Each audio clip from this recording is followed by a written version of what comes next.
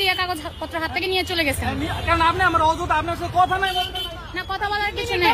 2 minute আপনি parking এ, এই যে পার্কিং আমি আপনাকে ধরছি, আপনারটা সলভ করে আমি পিছনে যাব। আমি 2 মিনিট পর্যন্ত দাঁড়াতে পারবো না। আমি আপনার এটা কিন্তু এখনই আমি আইন করতে পারবো। আমি থানায় গিয়ে কথা বলবো।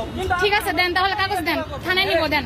হ্যারাসমেন্ট কোনো মানে হয় না ম্যাম। জি জি, দেন কাগজ দেন। না, আপনার কথা আমি কাগজ দিব না ম্যাম। কাগজ দিবেন না? আপনি আমার কেন হ্যারাসমেন্ট করবেন? আপনি আমার এই জিনিসটা বলবেন। কাগজ দিবেন না? আপনি ভিডিও করেন, অসুবিধা নাই তো।